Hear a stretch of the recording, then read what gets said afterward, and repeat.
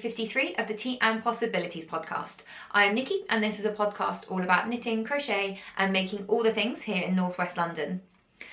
You can find me on Instagram at hippie_Nikki. I'm Nikki Hippie on Ravelry, and if you search for Tea and Possibilities under the groups tab, you will find our group right there.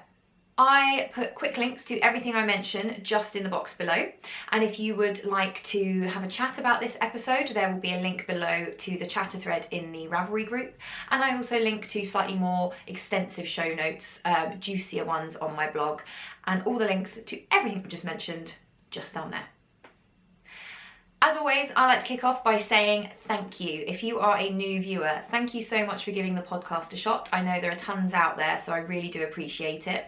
And to my returning viewers, thank you so much. I love that you come back every episode. I'm not sure why, but thank you for coming back. So today's tea in a very familiar mug. I've had this mug ages, so I don't think you can get them anymore. So I really hope I never break it, because I do love this mug. But anyway, mug talk. But what is in the mug? That is the most important thing. And today it is Tregothnan. I picked this up last time I was in Cornwall. I'm nearly out at this point. I think I've only got 2 more left. And this is their Nettle flavour. And Tregothnan is one of my absolute favourite brands. I love Tregothnan teas. They have such an interesting variety.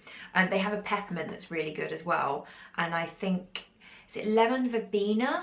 I think lemon verbena is the other one that I really like.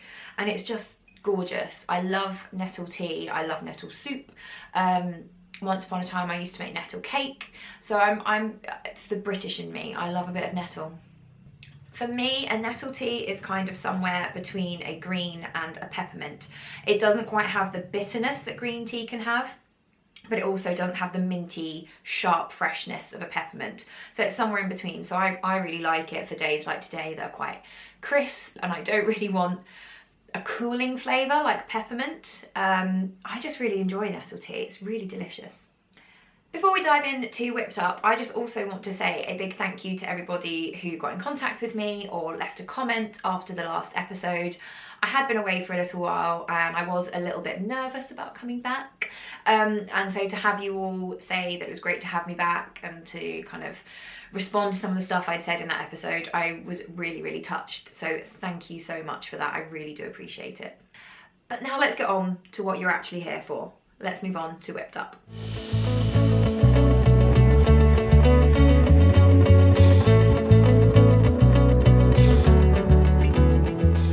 Now, I am about to kick off Whipped Up with a finished object. And if I'm not careful, you're going to start expecting a faux every episode. And we all know that finishing things, not my speciality really, but that is 2 episodes in a row where I've had a faux. So just don't get your hopes up for next episode, but today I do have a faux. Ta-done! This is my Caswell Bay by Fiona Alice from Take Heart, which was published by Pom Pom Press. I think it was actually the first book that Pom Pom Press, I can't say that, it's a tongue twister, Pom Pom Press. It's up there with West Yorkshire Spinners. But this was the first book I believe they published, and I have been wanting to knit this for the longest time. I just think it's beautiful, and I decided that as I was going away, I was going to need some, knitwear. A nice knitted hat seemed, the perfect thing to knit to take away. So this is knit in Madeleine Tosh DK, which is 100% merino, and it's in the Night Bloom colourway.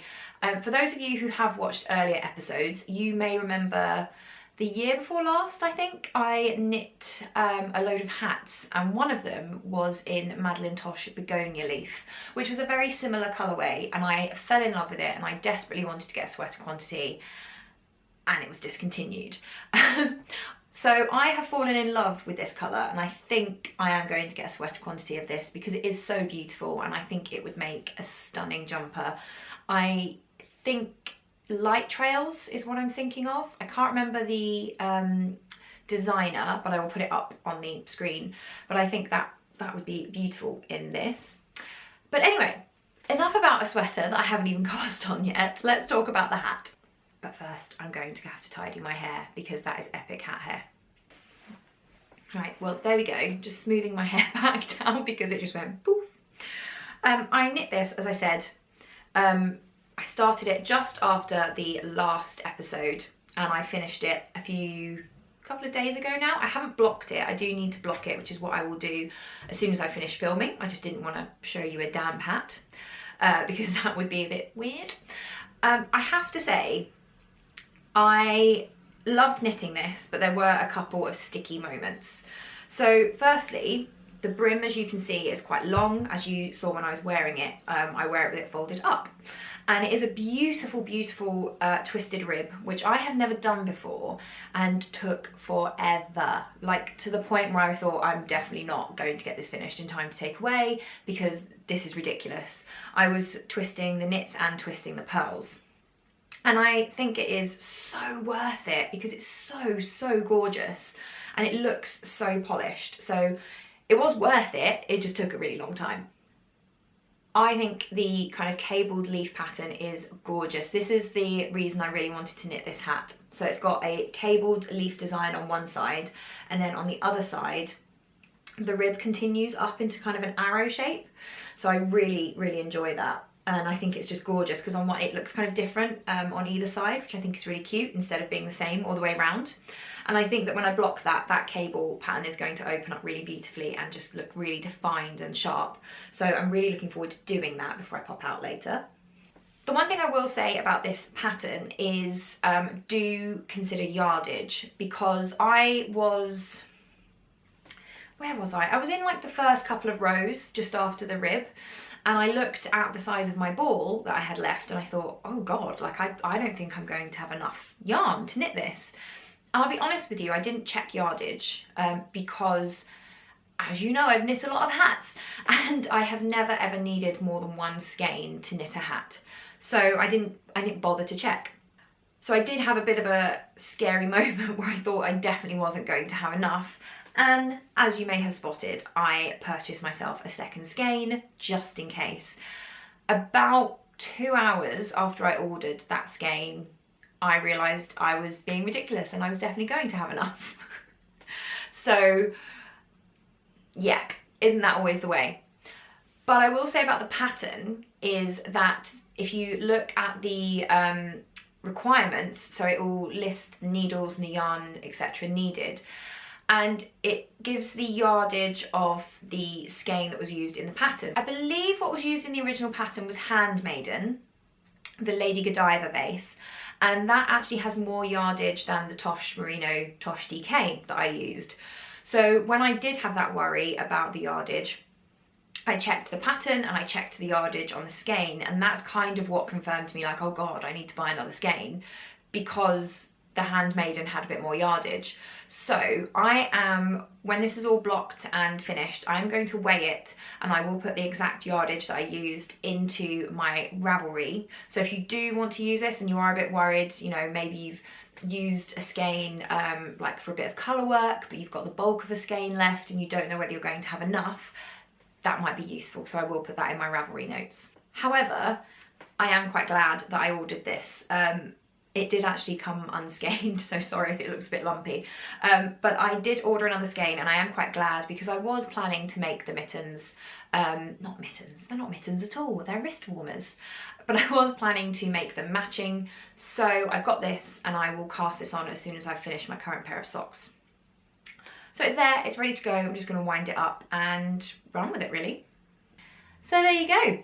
Another faux, if you can believe. I am on a bit of a roll this year.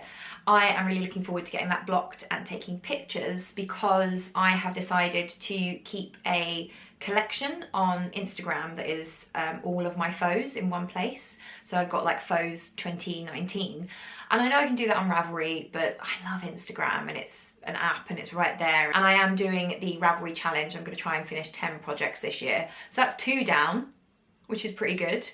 Pretty good for someone who doesn't ever finish things. The next thing I plan to finish is living in my Knitting Goddess bag. And I showed you this last episode, so you can probably remember what it was. Oh, my glasses are in here. It's probably a good job I'm podcasting really, because otherwise I'd have gone to work tomorrow and wouldn't know where my glasses were. So I'm just going to put those to one side.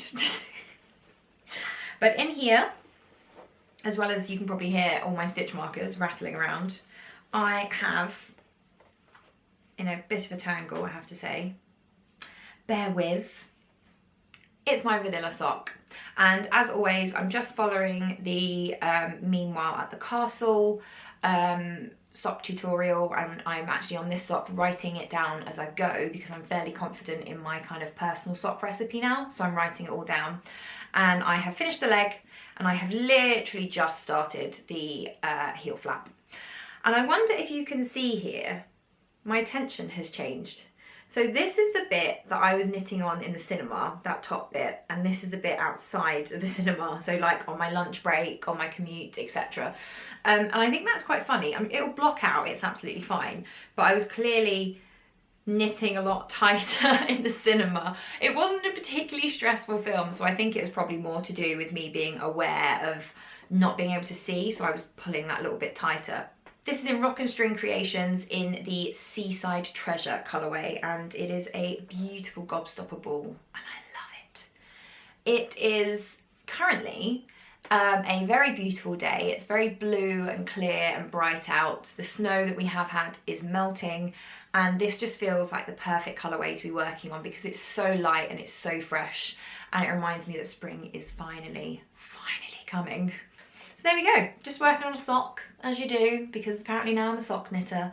I mean, do you remember when I started this podcast and I couldn't knit socks, and every time I tried I failed miserably and I never finished anything, and suddenly you've got 2 foes in this many episodes and I'm knitting a sock? Who even am I?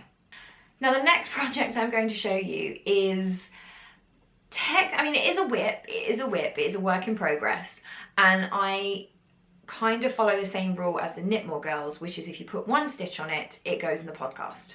As I have said before, I don't get a lot of time to knit. I work full time. I do commute, but it's easier to read on my commute because you tend to be like this, squeezed up against people, so I don't get much knitting time on my commute. I'm also in training for a bunch of races this year, so I don't get much knitting time, which means the smallest amount of work that I do on a project, it goes in the podcast. However, this does feel a little bit like cheating. But why, I hear you ask? Why? How could you possibly be cheating? Well, I wonder if you remember what lives in here. This is my Eldenwood craft bag. It's one of my favourites actually. It's really gorgeous, and I want everything in this pattern. I love it. But living in here, for anyone who hasn't been watching the podcast for a while, this is my pavement sweater. This is by Vera Valimaki, it's the Pavement, and it is knit in Stranded Dye Works Industrial Kingfisher. And this is actually the back that I'm showing off happily, so well done, Nikki. There we go, that's the front. And this is, as I say, Industrial Kingfisher by Stranded Dye Works. It is a beautiful colourway. I love how it knits up. It's kind of got that like mild sweatshirt kind of look, which I really like. I think it's going to be really easy to wear. And as I said on the last episode, I want to finish things this year. I'm riding that new year, new energy, and I want to finish things. And I literally, as soon as I finished the body on this, put it away because I didn't want to do the sleeves. So I took it with me when I went away this weekend, and I had all intentions of sitting down, watching a film and putting a sleeve on and starting the sleeve. You know, like there it is, it's all ready to go, it just needs a sleeve. And I sat there and I got it out and I got my yarn and I was really ready, and I didn't have a long enough cable. So I packed the tips, and I'd thrown, like I saw the cable was in there that I'd been using on the body, and I didn't think to check how long it was. And of course, it's really short. I knit the body in the round, and I put it on quite a short cable and just kind of had it all bunched up. I didn't want a really long cable so that all the stitches sat perfectly. I think just because I didn't have a cable to hand that was that perfect a size.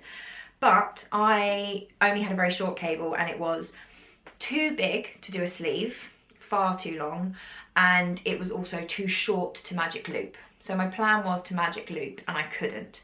So I was very, very annoyed with myself, and I sat working on my sock in a bit of a grump because Imagine if I could have turned up today and gone, look, I have a little bit of a sleeve. How proud would you have been? So technically I haven't worked on this week, but the intention was there. So I think I get points for that, right? Right? It is on my to-do list for today. After this podcast has been filmed, I intend to dash out to the gym to get my big run in. And I am then going to come home, edit, and while I'm editing, I will be working on a sleeve. I promise you that next time I podcast, I don't know how much of a sleeve I'm going to promise you, but I promise you there will be sleeve. I'm not sure whether to make this my at-home knitting or my on-the-go knitting. It's not particularly small. I mean, it is a fingering weight sweater, so it does kind of squish up quite small. But I've got a whole skein in the bag and another ball wound. So I don't know if it is feasible to use this as take-along knitting. I think probably my sock is the better idea there. But it would get done quicker if I took it along. So I'm considering packing this for the flight. I am considering that. It's an EasyJet flight, so I don't know how funny they are about needles, and I figure if it's on interchangeables, the worst thing that can happen is I have to unscrew my tips, put the little stoppers on, and just lose my needle tips. I mean, that would be a right pain in the bum, but I wouldn't lose anything else. So that is what I'm kind of thinking. So that's what I'm thinking at the moment. Either this or my sock will be coming with me in my daily life. I think it would fit in my work bag. I could probably work on this at lunchtime. So that's that for faux whips and intended whips, shall we say. But I do have a couple of things I wanted to share with you because these are kind of imminent cast-ons, shall we say. So I think I mentioned last episode that a friend of mine is having a baby and I am obviously going to be knitting for said baby. And I sent her pictures of some skeins that I pulled out. I thought would make good baby cardigans, and she picked one. So there we go. I will be knitting the Baby Vertebrae by Kelly Van Niekerk out of this. This is a homespun house in Puddle Jumper, and I think Puddle Jumper is such a perfect name for a yarn that's going to be a baby knit, because that's what kids do, right? They jump in puddles. Babies don't, because they can't walk, but when the baby grows up, they will jump in puddles. This is my logic, you see. I sent her 3, and there was one that was more blue than this, and there was one that was more taupe, and she went for this one, I think because there's like some really nice bright shots of colour, and I like babies and bright things, as you probably know, because the last Baby Vertebrae I knit was in like Father Christmas red. So this time I'm going to make the fingering weight version. I did a DK weight version last time, so this will be slightly slower going, and I am going to make the year-old size again, just because, like, yeah, it will be quicker if I knit newborn size because it's absolutely diddy, but it's not going to last very long, is it? Whereas I think the year size, it's quite nice to have something to put away so that you know, when they've outgrown a few things, there is something there to put them in. You don't have to worry so much about, buying a cardigan, you've got one. And also, because it doesn't button up the front, my thinking is that it becomes a baby slanket, right? Bear with me here, it does make sense. But even if they're tiny, you could kind of put them in it and put their arms in it and like kind of wrap them up like a baby slanket. So my logic is that if it's bigger, they get more use out of it because it can be a nice big cuddly thing, and then they can grow into it and it can fit them perfectly. I acknowledge I know naff all about babies, so maybe that's not something people do. But all I know is she will have a cardigan, it will fit at some point, and that is the main thing. I'm also going to knit the garter stitch baby hat by Pearl Soho. I think that's what it's called. It's the one with like the little ear flaps and a little tuft on top. I think it's adorable.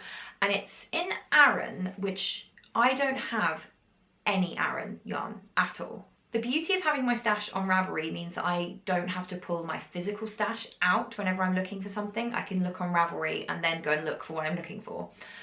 And I can tell you for a fact, don't have any Aran. No Aran. So what I'm going to do is I am going to do some maths and try and figure it out and make it work for a DK weight. Because I do have some DK and I could make a really cute DK hat. So I'm just going to try and figure it out in DK and we'll see what happens. Again, if it's too big, they grow. That is the beauty of babies. You really, really can't make a mistake when it comes to baby knits if you make them a little bit too big. Finally, I am thinking of making the mini Selbu mittens, and these are by Tina Hoagland, which I hope I have pronounced correctly. Please correct me if I am wrong. And when I was pulling these skeins to show options to my friend, I came across this. This is Stranded Dye Works. It's the BFL base, and Amy sent me this as a gift because I wanted to have a go on her BFL base, and it is gorgeous. It's actually really soft. I really love it, and I think it takes colour beautifully. I'm not sure what colourway this is. I think it might be Ocean Rainbow, but I would have to check with her. But I thought this would make a really, really cute pair of mittens. So I think if I can find the leftover grey from my Stranded Affection, which I believe was First Frost, also Stranded Dye Works, that might make some really cute teeny tiny mittens. Because again, beauty of baby knits, there are no thumbs in the mittens. So it's literally like a miniature tea cozy for miniature hands. So there you go. That is what I've been working on. That is what I plan to be working on. Those are all my imminent cast-ons. The mittens are not imminent. They will go in the queue behind the baby vertebrae, the hat, and then the mittens. Because let's face it, I love doing colour work. Don't get me wrong, I love the result. However, I am slow. I'm a slow knitter anyway. I struggle to find time to get as much knitting done as I would like, and colour work I'm even slower. So potentially I'm going to make these mittens and they will be finger puppets for when this child is 5. But you know, the intention is there. I will do my best and we will see what happens. But that's it for Whipped Up. So let's move on today to Knit and Natter.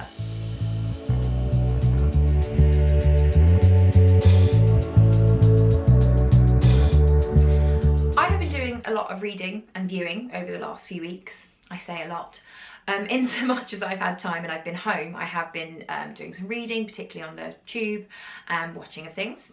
And I'm still kind of mulling over what I've been reading, so a Here Be Spoilers is coming, but I kind of want to finish a few things and talk about them in a group, if that makes sense. So there'll be Here Be Spoilers at some point in the next couple of episodes.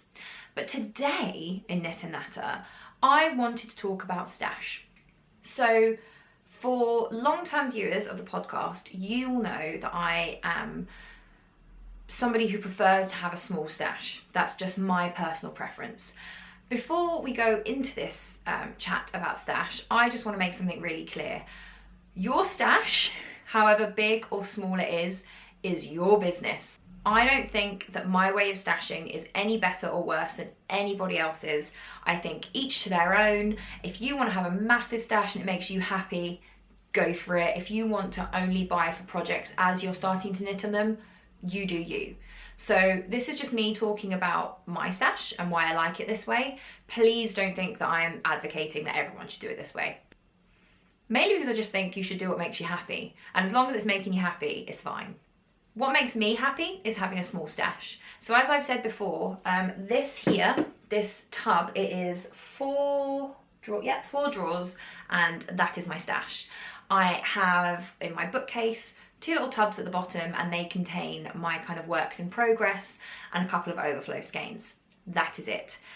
That, compared to some people, is a very big stash. That, compared to other people, is a very small stash. I call it small because it feels manageable for me, and it makes me very, very happy. A little bit of background to my stash. When I started knitting, I used to buy and cast on immediately.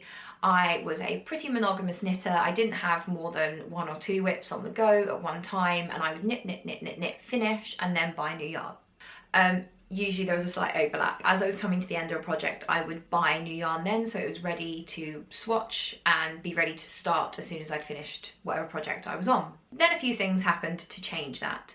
And the first thing I think was that I started the Cozy Memories blanket. Now this was back in 2016, and I started the Cozy Memories blanket and bought a load of mini skeins. And that kind of opened up my world a little bit, because mini skeins are mini, and therefore you don't have to worry so much about size and space because they're tiny. You can always find space for them. And I felt like I needed a lot of mini skeins in order to knit this blanket because I didn't have a load of leftovers. So that kind of was where the seeds of my stash were planted. At the end of 2016, I got a job at loveknitting.com, Love Crafts I should say, and that meant that I had a lot more access to yarn. So I had a staff discount, a really significant staff discount, which meant I could buy a lot of yarn. I could get a lot more out of my yarn budget. And I was also able to get a lot of free single skeins. So suppliers would send samples to our buyers, and that would kind of get handed out to the knitters in the office, of which I was one. So my stash in 2017 exploded. It just became massive, just through purchasing on a discount and getting these single skeins, which was ridiculous because I wasn't knitting socks at the time, and a lot of the single skeins were sock yarn. And I always believed in myself that I was going to knit socks one day, so I was stockpiling for that future. And here I am, I'm knitting socks, so I wasn't wrong. I then got incredibly lucky on a friend's D-stash. She was getting rid of a lot of really beautiful yarn, and that's how I have quite a few indie skeins. I can't remember off the top of my head what I have. I know I've got some quite early Nora George, but they came from a friend. They were gifted. She didn't want them anymore. She didn't want the hassle of de-stashing them on Ravelry, so they went into my stash. So I do have a very, very lucky, very beautiful stash right now. Now this year, I want to knit out of that stash because, as I said, I stashed sock yarn in the fervent belief that one day I was going to conquer socks, and I have. And I need to start knitting through that sock stash. I really, really do, because it is ridiculous. Most of these drawers are sock yarn. However, I also have a couple of sweater quantities. I have got a sweater quantity of Willow and Lark, which I'm currently knitting into a Kerry town. I say currently, it's on hiatus, but that's what it's gonna be. I have got I've got two sweater quantities of Yarn Collective. I have got a DK weight, which I did originally buy to knit the Gingerbread by Libby Johnson, but I think is probably going to be a Mama Vertebrae. And I have got some dark blue Yarn Collective Hudson, which is, I believe, worsted weight. And I think I'm probably going to knit the May by Andrea Mowry out of that. So I've got a couple of sweater quantities. I think I've also got an orange sweater quantity, which I might de-stash because it's alpaca. And I don't know how I feel about alpaca, if I'm honest with you. I find it a little bit, I don't know if it's a bit too hairy for me. I don't know. I'm gonna have to think about that one. But I do have plenty to be getting on with. Now, the reason that I always kept a relatively small stash, I mean, there are two reasons, to be honest with you. The first is I live in London.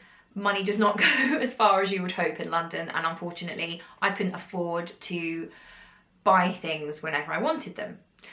And I didn't want to buy them, even though I did want to buy them, because space was at a premium.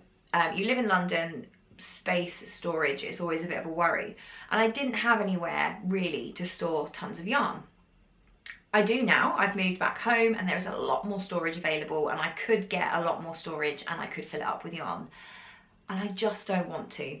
And the reason I don't want to do that is because I'm already very, very aware of the fact that I have a ton of sock yarn that I haven't touched, that I have 2 or 3 sweater quantities that I haven't touched, and it would weigh very heavily on my mind if I had this massive stash and I wasn't knitting through it. So my plan for this year is to knit out of stash as much as possible, and try not to buy too much yarn, she says, pointing at the purple skein that she bought because she didn't think she had enough for a hat. Now, the exceptions to that is whenever I go to yarn shows, I always buy a souvenir skein or two because why else have I gone there? But mostly I do want to knit out of what I have. I want to shop my stash. I love that phrase, shop my stash. And I want to start making jumpers. So there we go, I've said it out loud. I said last episode I wanted to make this the year of the garment. Potentially I didn't say that last episode, but that is my intention. I want to make this the year of the garment. I want to make sure that I am knitting things I want to knit, finishing them, and not getting distracted by buying new stuff. For me personally, it mentally frees up a lot of space because I'm not kind of coming home looking at my stash and going, oh no, like I'm only working on a sock at the moment, I'm not making a dent in that, and mentally it's a weight off my mind if it's relatively small. I really want to keep on top of my Ravelry stash this year. I think it's fairly up to date, but I think there are a few skeins that I have that aren't on it, and I'd really like to keep on top of that this year so I can see how much I've knit through. And I've also seen some people have these like yardage counters on their profile, so I think I want to get one of those as well. That's also why I'm tracking my faux on Instagram, so I'm keeping a collection of faux just so I can see how much I've got through this year. One thing I am doing while we're talking about stash is hosting a Summer of Socks Cal, starting kind of late spring and running through the summer. Now, the summer in the UK last year was mad. It was absolutely boiling. It was so hot, and I feel incredibly lucky that I work in such a beautiful place and there's allotments and gardens, and I was able to sit outside and enjoy the sunshine and see the flowers, and it was gorgeous. But I also work somewhere with no air conditioning. So there were also moments where I was like weeping at my desk because I couldn't concentrate because it was too hot and I had to go and stick my wrists under a cold tap in the kitchen. It was a summer of ups and downs, I have to say. But if it's anything like that, I'm not going to be wanting to knit on big projects very much.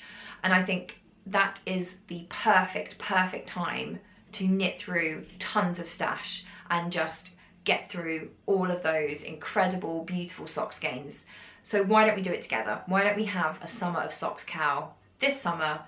If you're interested, let me know in the episode thread or in the comments below, and I will figure it out and make plans and figure out prizes and let you know when that will be starting. Speaking of temperatures, I've only been at this like 45 minutes to an hour, and it's freezing in my room, freezing, and I can't have the heating on because it makes too much noise and it will pick up on the camera, and my tea's cold. Which is probably my cue, really, isn't it? It's my cue to wrap this up and go to the gym.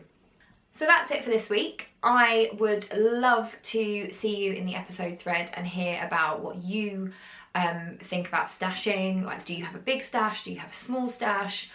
What are your aims for your stash? Do you have any plans for it this year? Can you hook me up with a yardage counter? Because that would be great. Tell me all about it. Tell me if you're up for a sock knitting cow later this year, and I will make it happen. But that's it for this week. I hope you have a really knitty couple of weeks. I will see you very soon for another cup of tea. Take care. Bye.